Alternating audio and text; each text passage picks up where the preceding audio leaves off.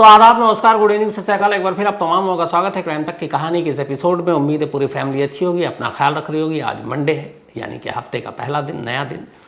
तो नए दिन और नए हफ्ते के जोश के साथ नई कहानी की शुरुआत। जुर्म की दुनिया में ऐसा कई बार होता है कि जब कातिल को लगता है कि वो कभी पकड़ा नहीं जाएगा, और कई बार ऐसा भी होता है कि उसे लगता है वो पकड़ा जाएगा। कई बार ये भी होता है कि उसे लगता है कि उसने ऐसी चीज़ें की हैं कि लंबा वक्त लगेगा पुलिस को उस तक पहुंचने में, और कई बार उसकी उम्मीद से पहले ही पुलिस उस तक पहुंच जाती है। तो ये पुलिस चोर या पुलिस कातिल के बीच ये लुका छुपी या भाग दौड़ का खेल चलता रहता है। लेकिन ऐसा बहुत कम होता है कि कोई कातिल हो और पुलिस उधर एक केस पे जांच कर रही है, इंक्वायरी चल रही है, पुलिस के ऊपर दबाव है कि कातिल को पकड़े, पुलिस पकड़ नहीं पा रही है, और इधर जो कातिल है वो खुद पुलिस पर दबाव बनाए कि कर क्या रहे हो, कातिल को पकड़ो, हमें इंसाफ दिलाओ। और इसके बाद वो सरकार को लिखे, पुलिस के आला अफसरों को लिखे कि जांच टीम बदलो, इनसे नहीं होगा, अच्छी टीम लगाओ, तेज़ दिमाग अफसर को लगाओ इस केस पर। और फिर जब जांच टीम बदल जाए और वो भी कातिल को न पकड़े, तो फिर वही शख्स ऊपर जाए और कहे कि ये पुलिस के बस की बात नहीं है, हाई कोर्ट में पहुंच जाए और कहे कि आप पुलिस को कहिए कि कातिल को पकड़े। अब ऐसा बड़े कम केस में होता है। और आज की एक दिलचस्प कहानी कुछ ऐसी ही है। ये कहानी है अब से करीब 17 साल पुरानी, 26 मई की तारीख थी, 26 मई 2006 साल। केरल का एक इलाका है पथानामथिट्टा, ये एक डिस्ट्रिक्ट है, और इस डिस्ट्रिक्ट में एक गांव है पुलाद गांव। इस पुलाद गांव में एक परिवार रहा करता था, और इसके मुखिया थे जनार्दन नायर। नायर साहब वहाँ डाक विभाग यानी कि पोस्टल डिपार्टमेंट में ठीक ठाक पोस्ट पर थे, और उनकी एक पत्नी थी रमा देवी। कोई औलाद था नहीं, तो पुलाद गांव में रहते थे, दोनों की ज़िंदगी ठीक ठाक चल रही थी। नायर साहब अब बस रिटायरमेंट के कगार पर थे। तभी वो 26 मई की मनहूस तारीख आती है। 26 मई की शाम अपने डाक विभाग दफ्तर से जब नायर साहब घर पहुंचते हैं तो देखते हैं कि घर का दरवाज़ा बंद है अंदर से। अब उस दरवाजे के ऊपर एक जाली थी। वो बहुत आवाज़ देते हैं अपनी बीवी को, क्योंकि दरवाज़ा बाहर से बंद होता तो उन्हें एहसास हो जाता कि बीवी कहीं बाहर गई है, लेकिन अंदर से बंद है। तो उन्हें लगा कि बीवी अंदर है, लेकिन काफ़ी कोशिश के बावजूद जब दरवाज़ा नहीं खुला तो उन्होंने ऊपर जाली से हाथ अंदर किया और अंदर की कुंडी खोल डाली। और जैसे ही वो अंदर पहुंचते हैं तो वो चीखते हुए बाहर निकलते हैं। अंदर उनकी बीवी 50 साल की रमा देवी की लाश पड़ी थी। फ़ौरन चीख पुकार मच जाता है, पड़ोसी आते हैं, फिर पुलिस तक खबर जाती है, पुलिस पहुंचती है। इसके बाद अंतिम संस्कार भी हो जाता है, पुलिस FIR दर्ज कर लेती है, मामले की जांच शुरू हो जाती है। एक सरकारी अफसर की पत्नी का कत्ल हुआ था। अब पुलिस जांच कर रही है। जितने भी चश्मदीद थे उन सब के बयान लिए गए। सबसे पहले चूँकि खुद नायर साहब थे जिन्होंने पहली बार ये लाश देखी, तो उन्होंने भी अपना बयान दर्ज किया कि 26 मई को वो पोस्टल विभाग में थे। रोज़ाना की तरह शाम को 5 बजे जब उनकी छुट्टी हुई तो वो घर आए, कुंडी अंदर से बंद। उन्होंने ऊपर एक ठीक दरवाजे के ऊपर एक जाली है, कई जगह ऐसा होता है, आपने देखा होगा। तो उस जाली से उन्होंने हाथ अंदर डाला, कुंडी खोल कर अंदर गए तो लाश देखी। बाकी पड़ोसियों से भी बातचीत पूछताछ हुई, कोई ऐसी जानकारी मिली नहीं। एक महिला ज़रूर सामने आई जो बिल्कुल पड़ोस में रहती थी। जब पुलिस ने उनसे पूछताछ की तो उन्होंने कहा कि हाँ, मैंने एक शख्स को देखा था, और वो ठीक उसी वक्त की बात है जब मतलब नायर साहब अभी घर पहुँचे नहीं थे, और शाम की बात है। और शाम को आमतौर पर वहाँ के लोग अपने अपने घरों में होते थे। तो उन्होंने कहा कि एक संदिग्ध सस्पिशियस एक शख्स नायर साहब के घर के बाहर टहल रहा था। तो पुलिस ने पूछा, आप उन्हें जानती हैं? बोल, हाँ, मैंने देखा है। वो पिछले 1 हफ्ते से वहीं पास में एक कंस्ट्रक्शन का काम चल रहा था, एक बिल्डिंग बन रही थी, तो उस बिल्डिंग में शायद वो काम करता था, और इससे पहले भी मैंने उसको देखा। लेकिन उस दिन, जिस दिन ये वारदात हुई 26 मई को, उस घर के बिल्कुल करीब मैंने देखा उसको, और यूँ ही बेवजह वो इधर उधर देख रहा था, टहल रहा था। तो मुझे लगा भी कि ये क्यों टहल रहा है या क्यों इस तरीके से यहाँ पर कॉलोनी में है। बट इससे पहले कि मैं कुछ कह पाती, फिर वो चला गया। अब उस महिला का बयान बड़ा इंपॉर्टेंट था। उस घर के बाहर सिर्फ एक ही सस्पेक्ट था, और वो ये शख्स। पुलिस ने कहा शायद उसका कोई कनेक्शन हो। अब पुलिस उस जगह पर पहुंची जहां कंस्ट्रक्शन का काम चल रहा था, और इस बात को अब तक 24 घंटे हो चुके थे। 27 मई को जांच चल रही थी। तो जब कंस्ट्रक्शन की उस जगह पर गए और उन्होंने बताया कि इस होलिये का चूँकि चश्मदीद थी वो पड़ोसी नायर साहब की, तो वहाँ बताया गया कि हाँ ये शख्स था, इस होलिये में था। उन्होंने कपड़ा भी बताया। तो बोला बुलाओ, उससे पूछताछ करनी है। तो उन्होंने बताया कि आज वो बिना बताए हुए ड्यूटी पे आया ही नहीं। अब यहाँ से शक और गहराया। अब पुलिस ने उसका आता पता पूछा। अब वो कहीं कहाँ का कुछ मालूम नहीं, लेकिन वो मजदूरी करने कहीं बाहर से आया था, ये तय हो गया। अब पुलिस उस मजदूर की कुंडली खंगाल रही है, कोई सुराग नहीं मिल रहा है। इधर करते करते उसके बहुत सारे दोस्तों से पूछताछ करते करते एक केरल में ही एक और दूसरे डिस्ट्रिक्ट के बारे में पता चला कि वहाँ उसकी बीवी एक रहती है शायद। पुलिस वहाँ तक पहुँची तो उसने कहा हाँ मैंने इससे शादी की थी इस शख्स से, लेकिन ये तो बहुत पुरानी बात हो गई। उसके बाद हम दोनों अलग हो गए और वो मुझे छोड़कर अब कहाँ रहता है, उसका नया ठिकाना क्या मुझे नहीं मालूम। तो उन्होंने पूछा क्यों छोड़ा? बोला हमारी आपस में बनी नहीं। पूछा उस मजदूर का बिहेवियर ये? बोला नहीं, ठीक ठाक इंसान था। तो अब जिस दिन कत्ल हुआ उसके अगले दिन से मजदूर गायब। उसकी एक ही पत्नी का ठिकाना मिला, वो भी अब उसके साथ नहीं दे रही, वो एक्स वाइफ। और कोई सुराग नहीं मिल रहा है। पुलिस ने अपने सारे घोड़े खोल दिए। इस दौरान में पुलिस को पता चला कि कानपुर में शायद वो देखा गया है, चूँकि तस्वीर उसकी बीवी और उस कंस्ट्रक्शन कंपनी के थ्रू अब मिल चुका था। तो अब केरल पुलिस कानपुर तक पहुंच गई, लेकिन पता चला नहीं वो कोई और शख्स है। केरल के हर डिस्ट्रिक्ट में पुलिस की टीम जा जाकर छान मारी कि ये शख्स शायद मिल जाए, कोई फ़ायदा नहीं हुआ। अब इस दौरान वक्त बीतता जा रहा है और अब ये हर तरफ बात हो फैल गई लगभग कि रमा देवी का कातिल एक मज़दूर है, एक अनजान मज़दूर है। और चूँकि उसको एक पड़ोसन ने देखा था उसी वक्त जिस दिन ये कत्ल हुआ, और वो बहुत ही रहस्यमय तरीके से वहाँ घूम रहा था। अच्छा, इस दौरान जब लाश पुलिस ने अपने कब्जे में लिया तो सारी जो फॉरेंसिक एविडेंस थे वो भी उन्होंने रख लिए। रमा देवी के हाथ में बालों का एक गुच्छा था, जो शायद जब उनका कत्ल हो रहा था तो वो कातिल के साथ हाथापाई कर रही थी, अपने आप को बचाने की जद्दोजहद कर रही थी। और उसी में ये हो सकता है कि उस कातिल का सर उनके हाथ में आ गया और उन्होंने उसके बाल पकड़ लिए ज़ोर से, और उसी वजह से कुछ बाल उनकी मुट्ठियों में रह गए। तो बाल एक बहुत बड़ा पुख्ता सबूत थे कि ये कातिल का हो सकता है। पुलिस ने उस बाल को फॉरेंसिक और उसके डीएनए के लिए भी भेज दिया। अब उसकी रिपोर्ट भी आ गई, लेकिन रिपोर्ट आकर अब पुलिस स्टेशन में रखी हुई है और पुलिस इंतज़ार करे कि अब वो मज़दूर मिल जाए तो उसके बालों से इसका मैच करा लेंगे, केस सॉल्व। तो डीएनए की रिपोर्ट थाने में है, मज़दूर गायब। पूरे केरल से लेकर कानपुर तक हर जगह खंगाल डाला, कोई सुराग नहीं मिल रहा है। तो यहाँ नायर साहब की बीवी रमा देवी का कत्ल हो चुका है, वक्त बीत रहा, कातिल मिल नहीं रहा है। इसी पे याद आया कि ऐसी एक कहानी कुकू एफएम के ऑडियो बुक पर है, godman that kills the Shakira Khalili murder case. कहानी इसलिए है godman the kills the Shakira Khalili murder case कि शाकिरा यहाँ पर गॉडमैन की ही वाइफ, लेकिन फिर क्या हुआ, शाकिरा खलीला का कत्ल कैसे हुआ, मर्डर कैसे हुआ, तो ये पूरी कहानी आप कुकू एफएम के ऑडियो बुक पर सुन सकते हैं। कुकू एफएम देश का बेस्ट ऑडियो शो प्लेटफॉर्म है, जिसके 15 लाख से ज़्यादा एक्टिव हिंदी पेड सब्सक्राइबर हैं और यहाँ हर महीने 4200 घंटे के कंटेंट्स के साथ ये लगातार बढ़ रहा है। कुकू एफएम ऐप पर 10,000 से ज़्यादा ऑडियो बुक हैं, जिसे आप कहीं भी कभी भी सुन सकते हैं, हिंदी में सुन सकते हैं। इसमें biography, business, crime, entertainment, politics तमाम बुक हैं। क्राइम तक फैमिली के लिए इस वक्त एक खास ऑफर है। कुकू एफएम ऐप के पहले महीने के सब्सक्रिप्शन पर पूरी क्राइम तक फैमिली के लिए 50% डिस्काउंट है। यानी पहले महीने के लिए सिर्फ 49 रुपये में आपको 10,000 ऑडियो बुक का ऐसा खजाना मिलेगा जिसे आप जहाँ चाहें सुन सकते हैं और अपना ज्ञान बढ़ा सकते हैं। इस वक्त आप अपनी स्क्रीन पर एक QR कोड देख रहे हैं, इसे स्कैन करके direct Kuku FM app download कर सकते हैं। और इसके अलावा क्राइम तक फैमिली के लिए नीचे दिए गए डिस्क्रिप्शन बॉक्स में लिंक को क्लिक करें और कूपन कोड CRIME50 लगाएं, जिससे पूरी फैमिली को 50% डिस्काउंट के साथ 99 रुपये का सब्सक्रिप्शन सिर्फ 49 रुपये में मिलेगा। अब इसी दौरान होता ये कि इस गांव में, जो पुलाद गांव है, वहाँ के लोग नाराज़ और गुस्सा हो रहे हैं कि पुलिस कोई कार्रवाई नहीं कर रही है। इधर जो रमा देवी के हस्बैंड जनार्दन नायर, ये भी नाराज़। तो गांव की पंचायत ने एक फैसला किया कि वो इसके खिलाफ मुहिम चलाएंगे।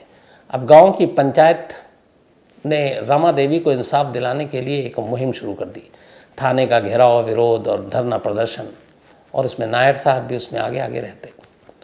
लेकिन फिर लगा कि इससे कोई फ़ायदा हो नहीं रहा, क्योंकि पुलिस बार बार कहती थी कि हम तो कोशिश कर रहे हैं। हमने उस मज़दूर को ढूंढने के लिए यूपी तक अपनी टीम भेज दी, कई अलग अलग टीमें, पूरे केरल को छान मारा, कहीं वो मज़दूर मिल ही नहीं रहा है। और हर एक के जहन में अब तक ये हो चुका है कि रमा देवी का कातिल वो मज़दूर है, क्योंकि एक तो वो मौके के बाद भाग गया और फिर कभी पलट कर आया नहीं, तो सारे शक उसी के खिलाफ।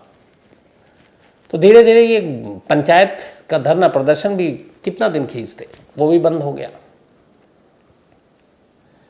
इसके बाद जब ये बंद हुआ तो नायर साहब पहुंच गए फिर आला पुलिस अफसरों के पास केरल में। उन्होंने कहा मेरी बीवी के कत्ल को इतने महीने हो चुके, अब तो साल होने वाला है, पर अभी तक कातिल नहीं मिला, वो मज़दूर भी पकड़ा नहीं गया। मुझे लगता है लोकल पुलिस ये ढंग से काम करेगी नहीं, तो आप इसकी जांच क्राइम ब्रांच को दे दें। चूँकि इससे पहले ये अखबारों में खबर छपा चुकी थी, एक पोस्टल विभाग के एम्प्लॉय की वाइफ का कत्ल, धरना प्रदर्शन, लोकल न्यूज़ और अखबारों में सारी खबरें थी। तो फिर इस मामले को क्राइम ब्रांच को सौंप दिया गया। अब क्राइम ब्रांच ने यह मामला अपने हाथ में लिया। वो सारी जो शुरुआती इन्वेस्टिगेशन की रिपोर्ट थी वो भी देखा, पढ़ा, सब किया। अब वो अपने तरीके से भी जांच शुरू कर दी। धीरे धीरे वक्त बीता, लेकिन क्राइम ब्रांच भी कुछ नहीं कर पा रही। अब क्राइम ब्रांच से भी मायूस होकर नायर साहब पहुंच गए हाई कोर्ट, और हाई कोर्ट में उन्होंने एक अर्जी दी और कहा कि मेरी पत्नी के कत्ल को अब कई साल हो गए, लोकल पुलिस से लेकर क्राइम ब्रांच तक ने मामले की जांच की, लेकिन अभी तक कातिल को नहीं पकड़ा और न कत्ल की वजह मुझे बताई। तो अब हाई कोर्ट ने भी फिर ऑर्डर पास किया, हड़काया क्राइम ब्रांच को कि भैया इस मामले की जांच कीजिए फटाफट। अब उधर फटकार पड़ गई, अब इधर क्राइम ब्रांच ने अपनी जांच शुरू की, लेकिन फिर भी कुछ नहीं मिला। तो धीरे धीरे जब मन करता वो इस केस को देख लेते, नहीं होता तो बंद कर देते। वक्त बीतता रहा, करीब 17 साल बीत गए। 2023 आ गया, आज इस वक्त का साल, और महीना भी ये जुलाई का आ गया जो अभी चल रहा है। 17 साल हो चुके हैं रमा देवी के कत्ल को। अब क्या हुआ कि पिछले महीने यानी 1 महीने पहले से ये केस 17 साल पुराना, अब जो क्राइम ब्रांच में नए अफसर आए उन्होंने सारे अनसॉल्व केसेस को देखना शुरू किया। फिर इस रमा देवी मर्डर केस की फाइल पर उनकी नज़र पड़ी। फिर ये भी देखा कि कोर्ट का भी ऑर्डर है इस पर कुछ करो, बट 17 साल तक कुछ हुआ नहीं। तो उन्होंने पता किया कि उस मज़दूर का कुछ पता चला कि नहीं सर, कोई मज़दूर का पता नहीं चला। अब जितने भी वो खबरी और मुखबिर और ये सारे लगा रखे थे उनकी भी रिपोर्ट यही थी। तो अफसर को ये लगा कि 17 साल हो गए, उस मज़दूर की अपनी ज़िंदगी भी होगी, कहीं ना कहीं मजदूरी करेगा। केरल नहीं तो यूपी का था, अगर कानपुर, वहाँ भी नहीं पहुँचा, यहाँ भी नहीं है, और कभी पलट कर देखा नहीं गया, और इसके अलावा कोई दूसरा कत्ल नहीं हुआ। तो फिर मामला क्या है? तो पहले अफसर थे जिन्होंने कहा कि इस मज़दूर को साइट करके अब इस केस के बारे में सोचो, क्योंकि शुरू से पहला फोकस यही है कि मज़दूर कातिल है, और इसलिए सारे पुलिस वाले मज़दूर के पीछे लगे हुए, मज़दूर हाथ नहीं आ रहा और केस अनसॉल्व है। उन्होंने कहा 1% को हो सकता गलत है, लेकिन इस केस को उस निगाह से देखते हैं कि ये मज़दूर कातिल नहीं, कातिल कोई और है। तब उसके लिए ज़रूरी है कि आपको पहले सबूत चाहिए, और अब सबूत भी आप उन्हीं निगाहों से देखेंगे, क्योंकि जब आप एक बार तय कर लेते हैं कि ये कातिल है तो सारी चीज़ें उसी चश्मे से देखते हैं। लेकिन जैसे ही आप फिर दूसरा नज़र से आप देखते हैं कि नहीं वो नहीं, कोई और भी हो सकता है, तो फिर आपका नज़रिया और चश्मा दोनों बदल जाता है।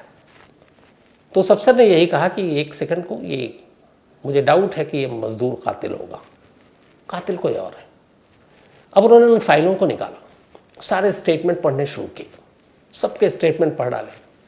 एक स्टेटमेंट पर जो नज़र टिकी उनकी, वो खुद रमा देवी के हस्बैंड यानी कि जनार्दन नायर का स्टेटमेंट था, जिसमें लिखा हुआ था कि वो उस दिन दफ्तर में थे, शाम को लौटे, आवाज़ दी, घर में कोई था नहीं, कुंडी अंदर से बंद थी, बहुत आवाज़ देने पर भी कुंडी नहीं खुली।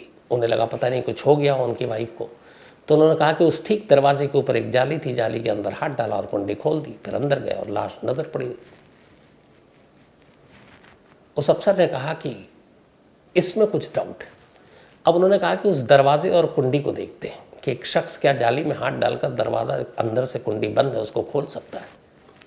उन्होंने टीम भेजा, उधर से बुरी खबर, पता चल कि सर 17 साल हो गए, वो दरवाज़ा, वो घर सब टूट के रेनोवेट हो चुका है, अब नया बन चुका है, तो वो दरवाज़ा भी नहीं है, तो आप कैसे पता करेंगे। अब उन्हें धक्का लगा कि ये क्या मामला है। फिर भी उन्होंने कहा अच्छा उस वक्त की तस्वीरें निकालो। अब क्राइम सीन की तस्वीरें तो ली जाती हैं, बड़ा मस्ट है पुलिस वालों के लिए। तो उन्होंने अलग अलग एंगल से ली गई तमाम तस्वीरों को देखा। उस दरवाजे की तस्वीर, उसके ऊपर की जाली की तस्वीर बहुत क्लियर थी। पूरे दरवाजे की जो बनावट थी वो भी देखी, बनावट के हिसाब से जो हाइट थी दरवाजे की वो भी देखी, जो उसके ऊपर जाली थी उसकी हाइट क्या थी वो भी देखी। फिर कुछ पड़ोसियों के और उस मोहल्ले में रहने वाले पुराने लोगों को बुलाया और उनसे उस दरवाजे और घर के नक्शे के बारे में बातचीत की। तो सब मिलाकर सारी चीज़ें अब सामने हो गई। अब उस अफसर ने कहा कि सेम एक ऐसा दरवाज़ा बनाओ और ऐसी ही एक दीवार, और उस दीवार में ठीक दरवाजे के ऊपर ऐसी ही एक जाली, मतलब हूबहू लंबाई चौड़ाई सब कुछ वैसा ही। अब पुलिस वाले इस काम पर लग गए। एक खाली प्लॉट पर ऐसी एक दीवार खड़ी की गई, उस दीवार पे सेम वैसे ही एक दरवाज़ा लगाया गया बढ़ई से बनवा कर, और ठीक उस दरवाजे के ऊपर एक जाली वैसी बनाई गई उतना ही गैप देकर। और उस दरवाजे के पीछे चूँकि साइज़ एक था, हाइट एक थी, उस दरवाजे की जो कुंडी थी अंदर से भी तस्वीर ली गई थी, उस कुंडी की तस्वीर के हिसाब से हूबहू वैसे ही कुंडी भी बनाई गई। अब दरवाज़ा तैयार, दीवार तैयार, जाली तैयार, कुंडी तैयार, सब कुछ तैयार। पहली बार पुलिस अब नायर साहब को बुलाती है और कहती है आइए एक डेमो दीजिए। नायर साहब को ले जाया गया। उन्होंने कहा जब आप आए आपका बयान था, तो उन्होंने कहा हाँ। उन्होंने अपना बयान रिपीट किया, लेकिन अब तक उन्हें पता नहीं कि एक ऐसा कोई दरवाज़ा बन रहा है, तो उन्होंने वही बयान दोहराया। अब उसके बाद उनको मौके पर ले जाया गया। दरवाज़ा देखकर वो चौंक उठे। अब पुलिस वालों ने कहा ठीक है, जैसे आप 26 मई की शाम को घर आए थे और आपने दरवाज़ा खटखटाया, खुला नहीं, अंदर से बंद था, फिर आपने जाली में हाथ डालकर खोला, सेम वैसे ही इस दरवाजे को खोलिए, क्योंकि इस दरवाजे में और उस दरवाजे में कोई फ़र्क नहीं है, न गैप में, न हाइट में, न लेंथ में, कहीं से भी। अब नायर साहब ट्राई करते हैं, जाली में हाथ डालते हैं, अंदर से कुंडी लगा दी गई थी। अच्छा, चूँकि वो दीवार सिर्फ खड़ी की गई थी, पीछे की तरफ से आप जा सकते थे खुले, तो पीछे भी पुलिस वाले खड़े हुए और नायर साहब का हाथ देख रहे हैं उस जाली से कहाँ तक आता है। उन्होंने देखा कि नायर साहब का हाथ और कुंडी के बीच में पूरा हाथ, पूरी कोशिश करने के बावजूद इतना गैप है कम से कम। तमाम कोशिश कर ली नायर साहब ने उस जाली से हाथ डालकर उस कुंडी को खोलने की, नाकाम रहे। इसके बाद वो चले गए। पुलिस ने कहा जाइए, ये रूटीन था ऐसे ही। उन्हें भी लगा कुछ नहीं है, वो चले गए। इस दौरान उसी अफसर ने जब उसको रिपोर्ट मिली कि नायर साहब से कुंडी नहीं खुली, उसकी आंखें चमक उठी। उसे लगा कि वो सही रास्ते पर जा रहा है। अब उसने चुपके से नायर साहब के कुछ DNA सैंपल ले लिए थे इसी दरवाजे और कुंडी के चक्कर में। अब उसको लेने के बाद ऑलरेडी वो जो रिपोर्ट आई हुई थी 2006 की, हाथों में बालों का गुच्छा था रमा देवी के, जो कातिल के साथ जद्दोजहद के दौरान हाथ में आ गए थे, उसकी DNA रिपोर्ट आई हुई थी। बट उस रिपोर्ट को कभी किसी ने कुछ देखा नहीं, इसलिए कि वो इंतज़ार कर रहे थे कि वो मजदूर कातिल आए, उसका DNA सैंपल लें और फिर इस रिपोर्ट से मैच करें। मिल गया वो कातिल। किसी और का सैंपल लेने की कभी सोची ही नहीं पुलिस ने इन 17 सालों में। अब जब कुंडी वाला हो गया कि नायर साहब फेल हो गए, तो शक उनके ऊपर गया और उस अफसर को पहले ही अब ये यकीन हो चुका कि यही है शायद। अब उसने उनके DNA सैंपल और उस बाल की जो रिपोर्ट आई थी, दोनों को मैच कराया, मैच कर गया। इसका मतलब ये था कि वो जो हाथों में, मुट्ठियों में और आखिरी वक्त में जो बाल थे मकतूल के यानी रमा देवी के, वो उनके अपने पति नायर साहब के थे। अब जब DNA में मैच कर गया, इसके बाद फिर पुलिस ने उन्हें बुलाया, ऑफिशियली उन्हें बताया कि अब आप गिरफ्तार हो चुके हैं। और ये भी पिछले हफ्ते की बात है, इसी जुलाई पिछले हफ्ते की। जब सारी चीज़ें उनके सामने रखी गई, चूँकि पढ़े लिखे नायर साहब पोस्टल डिपार्टमेंट के अफसर, हालांकि वो रिटायर हो गए थे इस कत्ल के बाद, तो जब सारी चीज़ें उनके सामने रख दी गई प्रूफ, तो उनके पास और कोई रास्ता नहीं था। उन्होंने अपना जुर्म एक्सेप्ट किया। न सिर्फ जुर्म एक्सेप्ट किया बल्कि ये बताया कि उन्होंने ही अपनी बीवी का कत्ल किया, और वजह बताई कि उन्हें अपनी बीवी के कैरेक्टर पर शक था। जब वो पोस्ट ऑफिस में होते थे तो कुछ लोग मिलने आते थे और मुझे ऐसा लगता था किसी न किसी लड़के के साथ उनका कोई अफेयर है, और बस इसी शक की वजह से उन्होंने मार डाला। उन्होंने कहा मारने के बाद चूँकि पुलिस को कहानी सुनानी थी तो मैंने ये सुना दी कि मैंने जाली से हाथ डालकर खोला, और जो मज़दूर घूम रहा था उस लेडी का जो बयान है उनके फेवर में चला गया कि एक घूम रहा था कोई रहस्यमयी शख्स, और मज़दूर गायब हो गया तो उनको और ज़्यादा एडवांटेज मिल गया। पर उन्होंने कहा जैसे जैसे वक्त बीता फिर पंचायत वालों ने कहा कि हम आवाज़ उठाएंगे, पुलिस के खिलाफ नारे लगाएंगे, नायर साहब की बीवी का कातिल नहीं मिल रहा है। तो ये चाहते नहीं थे कि लोग आवाज़ उठाएं ताकि पुलिस पे प्रेशर पड़े और पुलिस सच में कातिल तक पहुंच जाए, क्योंकि वो खुद कातिल हैं। लेकिन मजबूरी थी, अगर वो ऐसा ना करते तो लोगों का शक हो जाता कि नायर साहब क्यों ऐसा कर रहे हैं। और यहीं से उनके दिमाग में एक और बात आई कि अब वक्त बीत रहा है, कातिल मिल नहीं रहा, और अगर मैं खामोश बैठा रहा तो मोहल्ले के लोग, पंचायत के लोग ये सोचना शुरू कर देंगे कि जिसकी बीवी का कत्ल हुआ है वो चुपचाप है, खामोश है, वो लड़ ही नहीं रहा अपनी बीवी के कातिल के लिए। इसी दौरान में उन्होंने कोई सीरीज़ देखी, फिल्में देखी, तो वहाँ से उन्हें एक आइडिया आया। उन्होंने कहा उसमें यही था कि जो कातिल है वो खुद हर तरफ घूम घूम कर चीख रहा है कि मुझे इंसाफ दिलाओ, इंसाफ दिलाओ। तो उन्होंने कहा कि लोगों को शक ना हो कि मैं चुपचाप बैठा हूँ, इसलिए उन्होंने खुद ही एक एप्लीकेशन लिखी कि लोकल पुलिस कुछ नहीं कर रही है, क्राइम ब्रांच को ये मामला सौंपा जाए। मामला सौंप दिया गया। उसके बाद भी कुछ नहीं हुआ। फिर उन्हें लगा कि लोग कहेंगे यार चुपचाप बैठा हुआ है, इसको अपनी बीवी से कोई प्यार ही नहीं है, उसका कत्ल हो गया, इससे कोई फ़र्क नहीं पड़ रहा है। तो उन्होंने कहा फिर मैसेज देना है। फिर वो हाई कोर्ट पहुँच गए कि मेरी वाइफ का ऐसे कत्ल हुआ और अभी तक पुलिस कुछ नहीं कर रही है, मुझे इंसाफ दिलाइए, कातिल को पकड़वाइए। तो ये भी पहुँच गए। तो ये सिर्फ इसलिए ताकि लोग जो उस आसपास में रह रहे हैं उनको डाउट ना हो, और उस चक्कर में वो क्राइम ब्रांच और फिर हाई कोर्ट, और ये उनको उल्टा पड़ गया।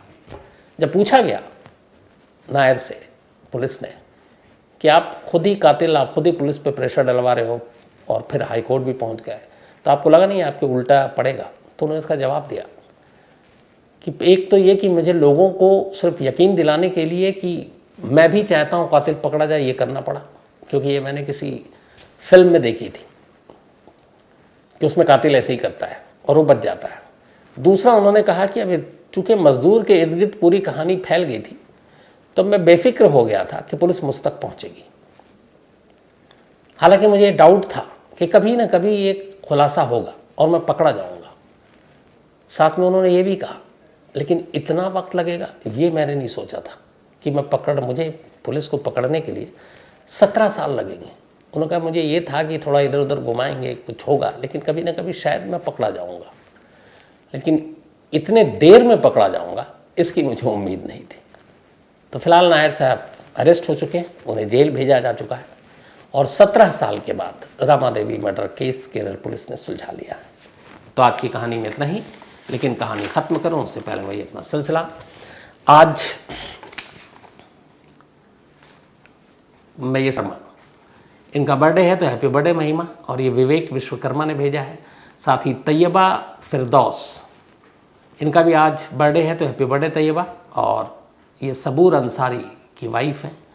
साथ ही सुमेर सिंह शलोत, इनका भी आज जन्मदिन है तो हैप्पी बर्थडे सुमेर जी, और ये स्टेशन मास्टर है, कभी मैं चाहता था कि मैं भी बन जाऊं। श्यामलाल जोशी जी ने भेजा है। दीपू, इनका भी बर्थडे कल था तो बिलेटेड हैप्पी बर्थडे दीपू। सावन वर्मा, इनका जन्मदिन सैटरडे का होता है तो बिलेटेड हैप्पी बर्थडे सावन जी। साथ ही मीनाक्षी अचलिया जी, इनका भी जन्मदिन है तो हैप्पी बर्थडे मीनाक्षी जी, और ये गणेश शर्मा ने भेजा है।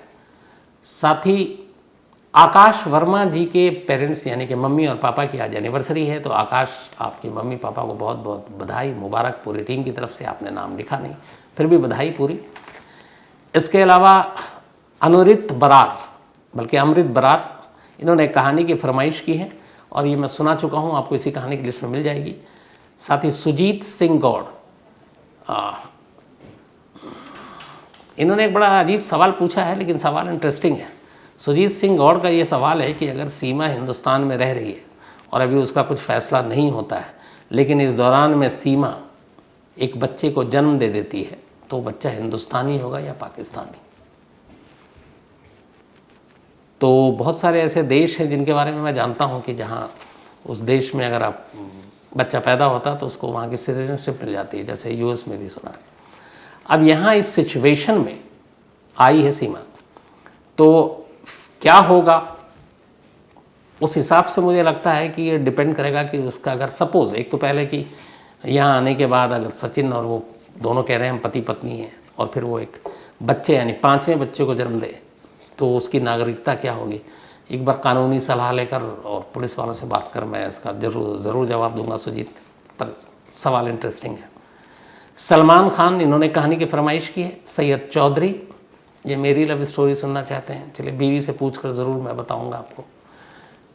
इसके अलावा शाश्विंद प्रताप सिंह इन्होंने कहानी की फरमाइश की है। नेहा पटेल मध्य प्रदेश से हैं और इन्होंने लिखा कि आपकी कहानी के एपिसोड 963 का क्लाइमैक्स यानी उसमें क्या हुआ बताया नहीं, एक बार खुद चेक कर लूँगा और फिर ज़रूर बताऊँगा। साथ ही राहुल पंदाम इन्होंने भी एक कहानी की फरमाइश की है। तो कहानी में इतना ही, लेकिन एक बार फिर आपको याद दिला दूं कि कुकू FM ऐप पर क्राइम तक फैमिली मेंबर्स के लिए खास ऑफर है।